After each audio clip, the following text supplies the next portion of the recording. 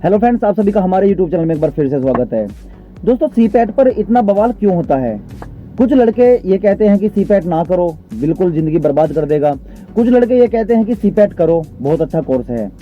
तो आज की इस वीडियो में मैं आपको बताने वाला हूं कि सीपैट आपको करना चाहिए या नहीं करना चाहिए। बिल्कुल ऑनेस्ट रिव्यू मैं सीपैट के बारे में आपको देने वाला हूं, क्योंकि विलन जो बनाया हुआ है सीपैट को, एक बहुत बड़ा विलन लोगों ने बनाया हुआ है। हालांकि सीपैट इतना बड़ा विलेन नहीं है, इतना बड़ा राक्षस नहीं है, इतना बड़ा मुजरिम नहीं है जितना बड़ा लोगों ने उसको बनाया हुआ है। तो आज की इस वीडियो में मैं आपको बताने वाला हूं कि कौन कौन से लोगों को कोर्स करना चाहिए, किन लोगों को बिल्कुल अवॉइड कर देना चाहिए ये कोर्स, और स्कोप कितना है, इसके अलावा और क्या आप कर सकते हो। अगर सीपैट ना करना हो तो और क्या आप कर सकते हो। तो नमस्कार दोस्तों, मेरा नाम है गौरव चौहान और आप देख रहे हैं आपका अपना यूट्यूब चैनल टेक्निकल फादर। तो चलिए आज की वीडियो बिना टाइम वेस्ट किए शुरू करते हैं।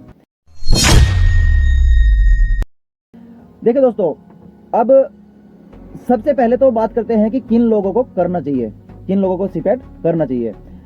जो बिल्कुल अनपढ़ टाइप हैं, यानी कि 8th 10th 12th पास हैं, उनके पास लेबर के अलावा और कोई चारा नहीं है। अगर आप छोटा मोटा बिजनेस कर रहे हो तो कोई दिक्कत नहीं, आप सीपैट मत करो, ठीक है।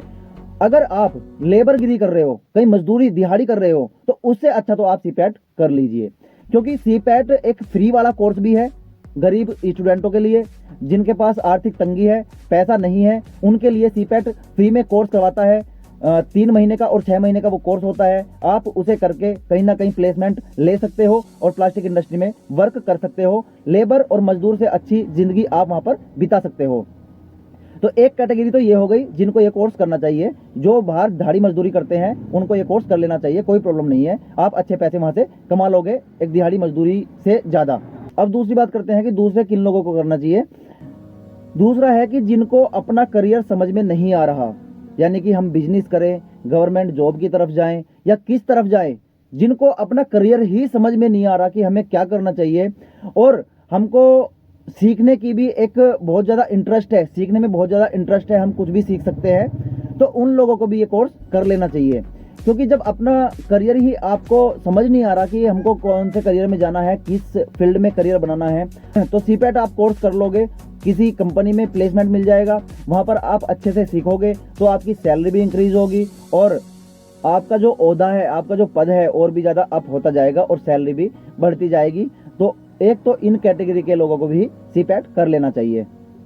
नंबर 3 है दोस्तों, जिन लोगों की शादी नहीं हुई, अब ये आपको थोड़ी हंसी आएगी ये बात सुन के, जिन लोगों की शादी नहीं हुई, सिंगल है और फ्यूचर में भी शादी नहीं करना चाहेंगे, वो सिंगल ही रहेंगे। मतलब कि मिनिमम, मतलब कि देखिए जाहिर सी बात यह है कि जिनका खर्चा बहुत कम है फ्यूचर में भी और अभी भी, जो सिंगल आदमी रहता है वो सीपैट कर ले, कोई प्रॉब्लम नहीं है। वो अपने अकेले के लिए कमाई कर सकता है, जितने पैसों में उसका खर्च चलता है उतनी कमाई वो सीपैट करके कंपनियों से जॉब लेके कर सकता है आराम से।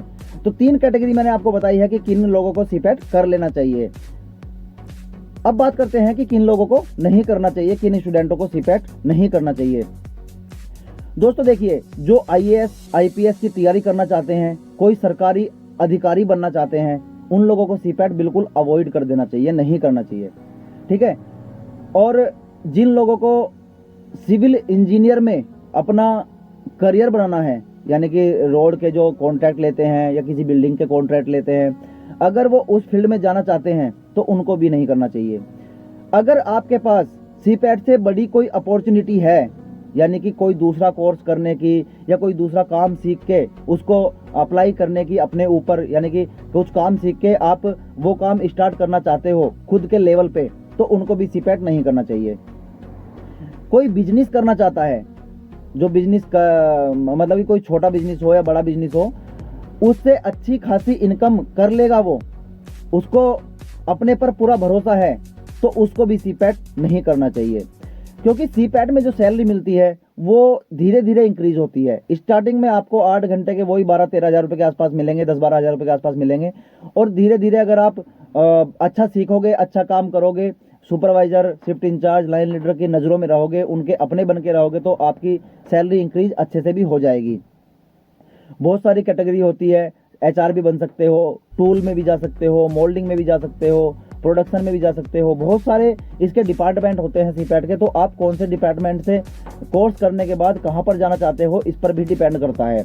क्योंकि मोल्डिंग में जो मोल्ड होता है, जो टूल रूम होता है, उसमें बहुत कम लोग सीपैट कोर्स करते हैं। तो अगर आप उस ट्रेड से भी कर रहे हो तो बहुत अच्छा है, आप कर लीजिए, कोई प्रॉब्लम नहीं है।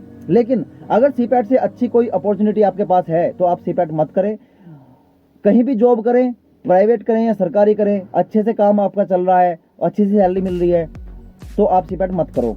तो दोस्तों, अब बात करते हैं कि इतना बवाल क्यों करते हैं। बवाल इसलिए करते हैं क्योंकि हर किसी को शॉर्टकट पसंद है। उनको शॉर्ट में सैलरी मिल जाए, शॉर्ट में काम, उनकी जो मतलब कि मेहनत कम करनी पड़े और सैलरी अच्छी मिल जाए, ओहदा उनको अच्छा मिल जाए, पद अच्छा मिल जाए, आता कुछ भी ना हो, बेशक उनको आता कुछ नहीं है, नॉलेज कुछ नहीं है, स्किल कुछ नहीं है, और उनको एचआर की कुर्सी पर बैठा दो जाते ही। वो लोग मना करते हैं, वो लोग बवाल करते हैं सीपैट पे। सीपैट अच्छा कोर्स है, मैं ये नहीं कह रहा कि अच्छा कोर्स नहीं है, बहुत अच्छा कोर्स है, लेकिन करने वालों के लिए, जो कुछ सीखना चाहता है। अब एक मेरा दोस्त है, वो गुजरात में जॉब करता है, अहमदाबाद के पास, महसाणा के पास जॉब करता है वो। हम सीपैट से 12 लड़के गए थे वहाँ पर प्लेसमेंट लेके, मैं आपको बता दूं तो 12 लड़के गए थे वहाँ पर। 12 लड़के, मैं भी गया था, मैं वहाँ पे बीमार हो गया था। 11 महीने मैंने वहाँ पे जॉब करी। 11 महीने वहाँ पे जॉब करने के बाद मैं तो आ गया था वापस, और मुझसे भी पहले बहुत सारे लड़के जॉब छोड़ के आ चुके थे। लेकिन 12 लड़कों में से एक लड़का वहाँ पर रुक गया था। मिंडा कंपनी है, मिंडा क्यूराको, वहाँ पर वो जॉब करने के लिए रुक गया था। हम सारे 11 के 11 लड़के वहाँ से आ गए थे, और आज उसी लड़के की सैलरी 35,000 प्लस है 8 घंटे की। तो रुकने का ये हिसाब आप लगा सकते हो। कितने साल हो गए? 5 साल उसको हो गए। हम 2019 या 20 के स्टार्टिंग में गए थे, और 5 साल के आसपास हो गए हैं। उसकी 35,000 प्लस सैलरी है, और उस टाइम पे हमारी 8 घंटे की 11,000 रुपये सैलरी थी। तो जो सीपैट करने के बाद कहीं पर टिक के काम करता है, रुक के काम करता है, कुछ वहां पर सीखता है, कुछ लोगों को सिखाता है, अगर आप ऐसा कर सकते हो तो सीपैट आप बेशक कर सकते हो। अगर आपके अंदर सीखने की कोई जिज्ञासा नहीं है, कोई क्यूरियोसिटी नहीं है, सीखने की कोई इंटरेस्ट नहीं है, तो आप सीपैट मत करें। अपना जो काम कर रहे हो, दिहाड़ी मजदूरी वही करते रहें।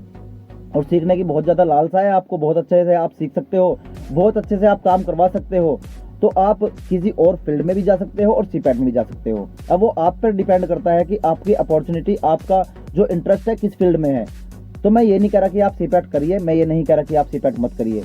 आप बिल्कुल रिसर्च कीजिए, यूट्यूब पे रिसर्च कीजिए, कोई और आपका जानने वाला सीपैट कर रहा हो या सीपैट के थ्रू कहीं जॉब कर रहा हो, आप उससे बात करिए, उसका रिव्यू लीजिए। केवल एक इंसान के रिव्यू पर टिककर आप नहीं फैसला ले सकते, कई सारे लोगों का आप रिव्यू लीजिए।